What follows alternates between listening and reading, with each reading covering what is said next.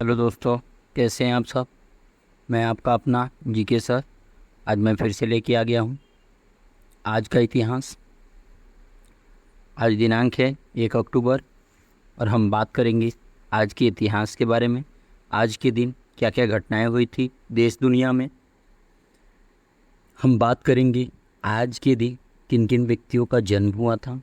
हम बात करेंगे आज उन व्यक्तियों के बारे में जिनका आज ही के दिन निधन हुआ था। हम बात करेंगे आज क्या दिन है, क्या उत्सव है, क्या महोत्सव है। इन सभी चीज़ों के बारे में हम इस क्लास में डिस्कस करेंगे। क्लास को शुरू करने से पहले जो भी इस चैनल पे नए हैं, जिन्होंने अभी तक हमारे चैनल को सब्सक्राइब नहीं किया है, आप अपने इस चैनल को सब्सक्राइब कीजिए, अपने दोस्तों के साथ शेयर कीजिए। ये मेरा ही चैनल नहीं है, आप सभी का चैनल है। चलिए बिना किसी देरी के क्लास को शुरू करते हैं। हम बात करते हैं आज के दिन की ऐतिहासिक घटनाओं के बारे में।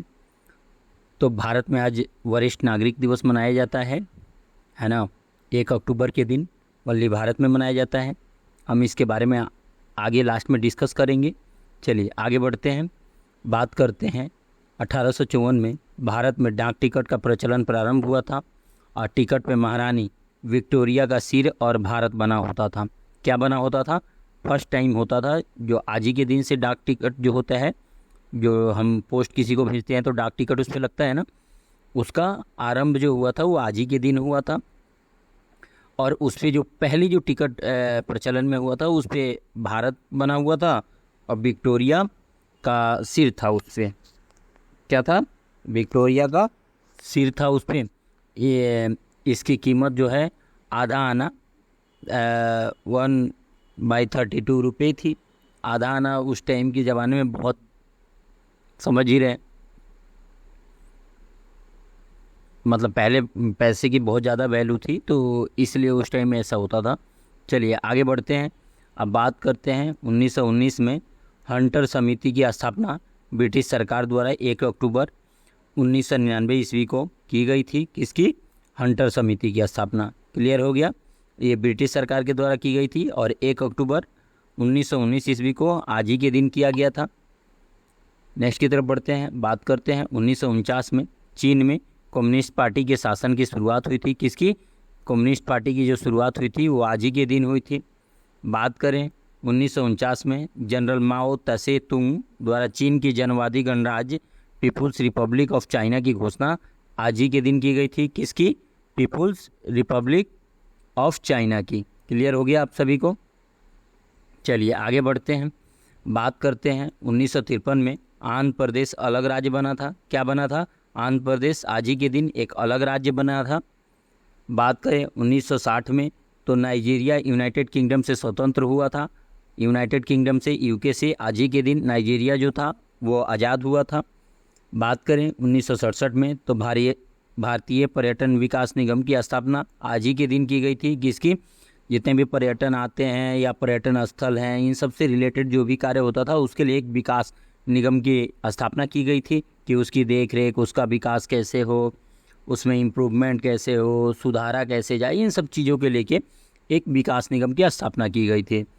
आगे बढ़ते हैं। बात करते हैं 1978 में लड़कियों की शादी की उम्र को 14 से बढ़ाकर 18 और लड़कों को 18 से बढ़ाकर 21 वर्ष किया गया था। क्लियर हो गया आप सभी को? 21 वर्ष किया गया था कि 18 वर्ष में लड़की की शादी हो जाएगी और लड़कों की 21 वर्ष में होगी। अभी भी है, अभी बढ़ाया गया है, फिर से गवर्नमेंट ने बढ़ाया है। कमेंट सेक्शन में बताइएगा कि कितना किया है। ठीक है, चलिए नेक्स्ट की तरफ बढ़ते हैं। बात करते हैं 1996 में अमेरिकी राष्ट्रपति बिल क्लिंटन द्वारा पश्चिम एशिया शिखर सम्मेलन का उद्घाटन हुआ था। वो आज ही के दिन हुआ था। बात करें 1998 में तो श्रीलंका में किलिनोची एवं मानकुलम शहरों पर कब्जे के लिए सेना एवं लिटेवादियों के बीच संघर्ष में 1300 लोगों की मृत्यु हुई थी। वो आज ही के दिन हुआ था। इसमें भारत ने भी बहुत सहयोग किया था। ये उग्रवादियों के बीच हुआ था संघर्ष, इसमें 1300 लोगों की मृत्यु हुई थी। अभी इसी के ये वेब सीरीज भी बनी हुई है जिसमें कुछ उग्रवादियों को उसमें रिलेट किया गया है। आप बताइएगा कौन सी वेब सीरीज है, बहुत अच्छी वेब सीरीज चली है वो।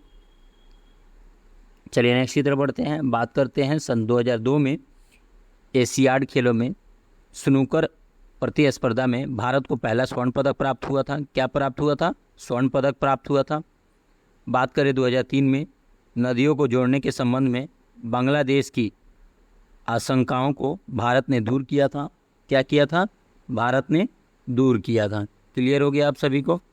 नेक्स्ट की तरफ बढ़ते हैं। बात करते हैं 2004 में इजरायली प्रधानमंत्री एरियल शैरोन के मंत्रिमंडल ने गाजा पट्टी में बड़े पैमाने पर सैनिक कार्रवाई की योजना को मंजूरी दी थी। किस पे? गाजा पट्टी जो है उस बड़े पैमाने पर सैनिक कार्रवाई की योजना को मंजूरी दे दी थी। क्लियर हुआ आप सभी को। नेक्स्ट की तरफ बढ़ते हैं। अब बात करते हैं 2005 में इंडोनेशिया के बाली में हुए बम विस्फोट में 40 लोगों की मृत्यु हुई थी। कितने लोगों की मृत्यु हुई थी? 40 लोगों की मृत्यु हुई थी। बात करें 2006 में तो इजराइल ने लेबनान से अपनी सेना की आखिरी टुकड़ी को भी वापस बुलाया था। किसको बुलाया था? लेबनान से अपनी सेना को आखिरी टुकड़ी को उसने वापस बुला लिया था। किसने? इजराइल ने। बात करें सन 2007 में जापान ने उत्तर कोरिया के खिलाफ प्रतिबंधों को अगले 6 महीनों तक बढ़ाने की घोषणा की थी। किसके? जो जापान ने उत्तर कोरिया के खिलाफ प्रतिबंध लगाए थे उसको 6 महीने तक बढ़ाने की घोषणा की थी। अभी भी उत्तर कोरिया से जापान की अच्छी बनती नहीं है और डर भी है। जो परमाणु परीक्षण, चाहे अभी रसिया के साथ जो डील हो रहा था, सैन्य डील जो भी हो रहा है, डिफेंस डील, उसी चीज़ को लेके अभी सभी लोग विरोध जता रहे हैं। भारत ने भी जताया है रसिया के साथ, और रसिया के खिलाफ ये विरोध जताया है भारत ने भी, क्योंकि वहाँ का जो राजा हैं अभी, क्रूर शासक जो है, राजा क्या कहें, क्रूर शासक, वो सनकी है थोड़ा सा, ऐसा सबको लगता है और है भी। तो उसके लिए जापान के लिए बहुत घातक हो जाएगा, क्योंकि जापान जो है उत्तर कोरिया से बिल्कुल पास में ही है। चलिए नेक्स्ट की तरफ बढ़ते हैं। बात करते हैं 2008 में आतंकवादियों ने त्रिपुरा की राजधानी अगरतला में बम ब्लास्ट किया था। क्या किया था? बम ब्लास्ट कर दिया था अगरतला में। बात करें तो 2015 में ग्वाटामाला के संता काटरीना पिनुला में भारी बारिश और भूस्खलन से 280 लोगों की मौत हो गई थी। कितने लोगों की? 280 लोगों की मृत्यु हो गई थी इसमें। क्लियर हुआ आप सभी को? कोई डाउट है आप कमेंट सेक्शन में बता सकते हैं, या आप हमारे टेलीग्राम ग्रुप से जुड़ के वहाँ भी अपनी राय, सजेशन, किसी भी तरह की कोई प्रॉब्लम है आप वहाँ बता सकते हैं। कोई सजेशन है, बिल्कुल आपकी सजेशन को सुना जाएगा। चलिए आगे बढ़ते हैं। बात करते हैं सन 2000 में सिडनी में 27वें ओलंपिक खेल संपन्न हुआ था। अब 1 अक्टूबर के दिन जन्मे प्रसिद्ध व्यक्तियों के बारे में हम डिस्कस करते हैं। तो बात करें तो 2001 में मनीषा नरवाल, जो भारत के पैरा निशानेबाज हैं, मनीष नरवाल, उनका जन्म हुआ था आज ही के दिन। गुरदीप सिंह, जो भारतीय भारोत्तोलक वेट लिफ्टर थे, 1995 में इनका जन्म हुआ था आज ही के दिन। बात करें तापिर गाओ, अरुणाचल प्रदेश से भारतीय जनता पार्टी के राजनेता थे, इनका भी जन्म आज ही के दिन 1964 में हुआ था। बात करते हैं डॉक्टर सुकमा आचार्य जी का, जो रोहतक जिले के रुड़की गांव के विश्ववारा कन्या गुरुकुल की प्राचार्या हैं, उनका भी जन्म 1961 में आज ही के दिन हुआ था। बात करें एस सुब्रमण्यम अय्यर जी का, जो स्वतंत्रता सेनानी थे, शिक्षाविद थे, सामाजिक कार्यकर्ता थे, इनका भी जन्म 1842 में आज ही के दिन हुआ था। एनी बेसेंट, जो प्रख्यात समाजसेवी थे, लेखिका, स्वतंत्रता सेनानी भी थे, इनका भी जन्म 1847 में आज ही के दिन हुआ था। लियाकत अली खान, जो पाकिस्तान के पहले प्रधानमंत्री थे, इनका भी जन्म आज ही के दिन 1895 में हुआ था। प्रताप सिंह कैरो, जो स्वतंत्रता सेनानी एवं पंजाब के भूतपूर्व मुख्यमंत्री भी थे, इनका भी जन्म आज ही के दिन 1901 में हुआ था। बात करें AK गोपालन का, जो केरला के प्रसिद्ध कम्युनिस्ट नेता और भारत के स्वतंत्रता सेनानी थे, इनका भी जन्म आज ही के दिन 1904 में हुआ था। बात करें मजरूह सुल्तानपुरी जी का, जो हिंदी फिल्मों के प्रसिद्ध गायक गीतकार थे, इनका भी जन्म 1919 में आज ही के दिन हुआ था। बात करें जिमी कार्टर, जो अमेरिका के 39वें राष्ट्रपति थे, इनका भी जन्म आज ही के दिन 1924 में हुआ था। शिवाजी गणेशन जो प्रसिद्ध तमिल अभिनेता थे, इनका भी जन्म आज ही के दिन 1927 में हुआ था। बात करें सूरजभान का, जो भारतीय राजनीतिक दलित नेता थे, इनका भी जन्म आज ही के दिन 1928 में हुआ था। J.H. पटेल जो जनता दल के राजनीतिज्ञ थे, जो कर्नाटक के 15वें मुख्यमंत्री थे, इनका भी जन्म आज ही के दिन हुआ था। माइकल फरेरा जो भारत के महान विल्डर्स खिलाड़ी थे, 1938 में इनका जन्म आज ही के दिन हुआ था। बात करें शारदा सिन्हा जी का, जो भारतीय राज्य बिहार की लोकप्रिय गायिका हैं और इनके गाने जरूर सुनिएगा आप लोग। छठ के गीत तो इतने फेमस होते हैं इनके। शारदा सिन्हा जी का 1952 में आज ही के दिन हुआ था। JMC बालायोगी जो प्रसिद्ध राजनीतिज्ञ और पूर्व लोकसभा अध्यक्ष हैं, इनका भी जन्म 1951 में आज ही के दिन हुआ था। पुरुषोत्तम रूपाला जी का, जो भारतीय जनता पार्टी के राजनीतिज्ञ थे, इनका भी जन्म 1954 में आज ही के दिन हुआ था। त्रिलोक सिंह ठकुरेला राजस्थान साहित्य अकादमी द्वारा पुरस्कृत थे, 1966 में आज ही के दिन हुआ था। बात करें सचिन देव वर्मन जी का, जो बंगला और हिंदी सिनेमा के प्रसिद्ध संगीतकार तथा गायक थे, इनका भी जन्म 1975 में आज ही के दिन हुआ था। N. येडियुरप्पा जी का, जो आंध्र प्रदेश में भारतीय राजनीतिज्ञ थे, इनका भी 1951 में आज ही के दिन हुआ था। रामनाथ कोविंद जी का, जो भारतीय जनता पार्टी के भाजपा के राजनेता हैं, वे राज्यसभा के भी सदस्य रह चुके हैं। रामनाथ कोविंद जी और हमारे अभी क्या थे रामनाथ कोविंद, कमेंट सेक्शन में कोई बताएगा। अभी द्रौपदी मुर्मू से पहले कौन राष्ट्रपति था? इनका भी जन्म 1945 में आज ही के दिन हुआ था और राष्ट्रपति के पद पे भी रह चुके हैं रामनाथ कोविंद जी। नेक्स्ट बढ़ते हैं सुधीर रंजन दास जी का, जो भारत के पूर्व 5वें मुख्य न्यायाधीश थे, उनका भी जन्म 1894 में आज ही के दिन हुआ था। अब बात करते हैं 1 अक्टूबर के हुए प्रसिद्ध व्यक्तियों के निधन के बारे में कि आज के दिन किन किन व्यक्तियों का निधन हुआ था। तो सुरेंद्र नाथ द्विवेदी जी, जो उड़ीसा के जाने माने राजनीतिज्ञ थे, सामाजिक कार्यकर्ता और पत्रकार थे, इनका निधन 2001 में आज ही के दिन हुआ था। बात करें चंदन सिंह गढ़वाली का, जो भारत के क्रांतिकारी थे, इनका भी निधन 1939 में आज ही के दिन हुआ था। अब बात करते हैं महत्वपूर्ण उत्सव और दिवस के बारे में कि आज के दिन क्या उत्सव है और कौन सा महोत्सव है। इन सभी चीज़ों के बारे में हम इस क्लास में डिस्कस करेंगे। हम पहले बात करते हैं अंतर्राष्ट्रीय वृद्धजन दिवस के बारे में।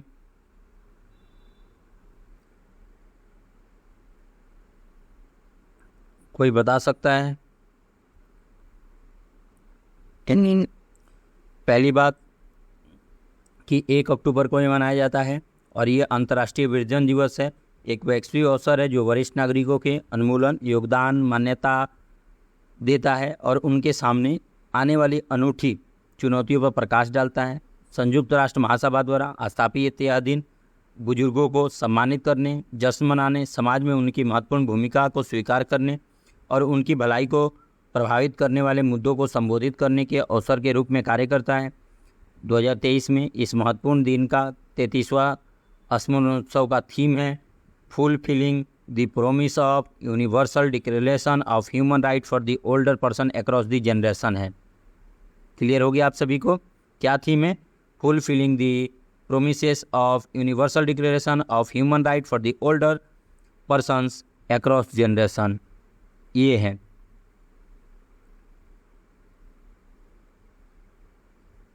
क्लियर हो गया? अभी इसका इतिहास क्या है? तो 1990 के इसकी स्थापना हुई थी। 14 दिसंबर 1990 को संयुक्त राष्ट्र महासभा ने आधिकारिक तौर पर संकल्प 45/106 के माध्यम से 1 अक्टूबर को अंतर्राष्ट्रीय वृद्धजन दिवस के रूप में नामित किया। इस निर्णायक निर्णय ने वैश्विक स्तर पर बुजुर्गों के महत्व को पहचानने की नींव रखी। बुढ़ापे पे वियना अंतर्राष्ट्रीय कार्य योजना 1982 की वर्ल्ड असेंबली ऑन एजिंग ने Vienna international plan of action of ageing को अपनाया। उसी वर्ष बाद में इसका समर्थन किया। इस मील का पत्थर दस्तावेज ने उम्र बढ़ने पर वैश्विक नीतियों को आकार देने में महत्वपूर्ण भूमिका निभाई। वृद्ध व्यक्तियों के लिए संयुक्त राष्ट्र के सिद्धांत 1991 में संयुक्त राष्ट्र महासभा ने वृद्ध व्यक्तियों के लिए संयुक्त राष्ट्र महासभा अपनाया और भलाई भी है। गरिमा सुनिश्चित करने के लिए रूपरेखा निर्धारित की। मैड्रिड उम्र बढ़ने पर कार्रवाई की अंतर्राष्ट्रीय योजना। 2001 में एजिंग पर दूसरे विश्व सभा ने Madrid international plan of action on ageing पेश किया। इस व्यापक योजना ने 21वीं सदी में जनसंख्या की उम्र बढ़ने से उत्पन्न अवसरों और चुनौतियों को संबोधित किया। एक ऐसा समाज बनाने का प्रयास किया जो सभी उम्र के लोगों को समायोजित करता है। यही है इसका इतिहास। क्लियर हुआ आप सभी को? चलिए नेक्स्ट की तरफ बढ़ते हैं। अब बात करते हैं राष्ट्रीय स्वैच्छिक रक्तदान दिवस के बारे में कि ये क्या है और क्यों ज़रूरी है हमारे लिए, हम सभी के लिए ये क्यों ज़रूरी है। कोई बता सकता है?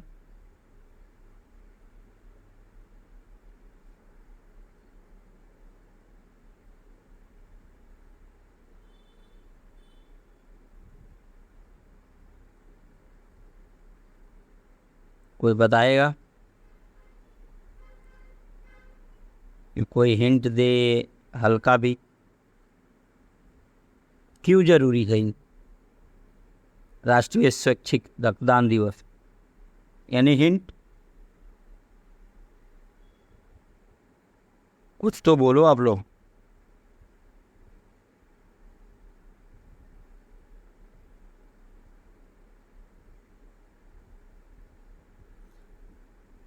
अब मैं आपको बता देता हूँ कि क्यों ज़रूरी है हमारे लिए, और इसका होना भी मतलब, और ये कोई एक दिन नहीं चलता, ये हर वीक चलता है।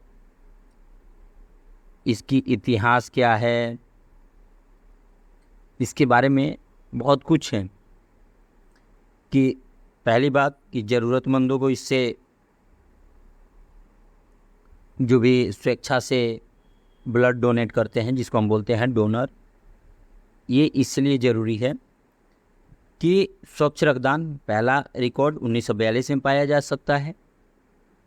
द्वितीय विश्व युद्ध के दौरान जब पहला ब्लड बैंक को कोलकाता पश्चिम बंगाल में स्थापित किया गया, उस समय युद्ध क्षेत्र में घायल हुए लोगों की रक्त की ज़रूरतों को पूरा करने के लिए ब्लड बैंक की स्थापना की गई थी। क्लियर हुआ आप सभी को?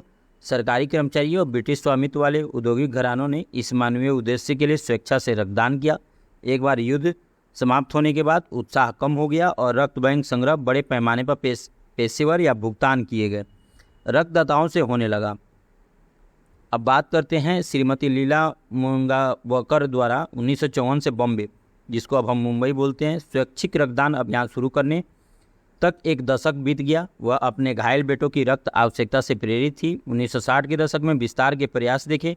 कोलकाता जादवपुर विद्यालय, अहमदाबाद और दिल्ली रेड क्रॉस सोसाइटी और चंडीगढ़ ब्लड बैंक, ये सभी चीज़ लोगों ने मिलकर 1971 में region society of blood transfusion and हेमोरेसिस संस्थापक अध्यक्ष जॉली ने इस आंदोलन को और ऊंचाइयों तक पहुंचाया और उनके नेतृत्व में सोसाइटी ने 1 अक्टूबर को राष्ट्रीय स्वैच्छिक रक्तदान दिवस के रूप में घोषित किया, जिसके बाद में सरकार ने भी स्वीकार कर लिया। तब से स्वैच्छिक रक्तदान के नेक उद्देश्य के समर्थन में देश के विभिन्न क्षेत्रों में कई रक्तदान संगठन सामने आए और वो इस चीज़ से लोगों को बचाते हैं, लोगों को टाइम पे ब्लड प्रोवाइड होता है। ये थी इसकी इतिहास। क्लियर हुआ? चलिए नेक्स्ट की तरफ बढ़ते हैं। बात करते हैं अंतर्राष्ट्रीय कॉफ़ी दिवस के बारे में। किस किस को पता है, कौन कौन कॉफ़ी पीता है, कमेंट सेक्शन में बताएं।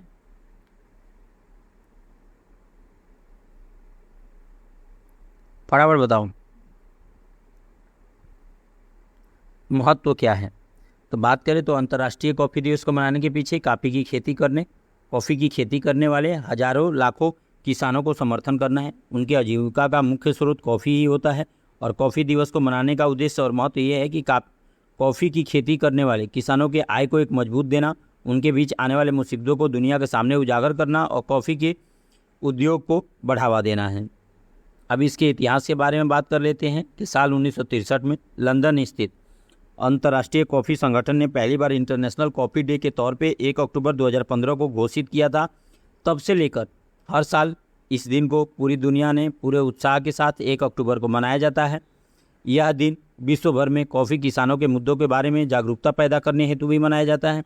यह संगठन कॉफ़ी और उसके रणनीतिक दस्तावेज के डेवलपमेंट से जुड़े मामलों को देखता है।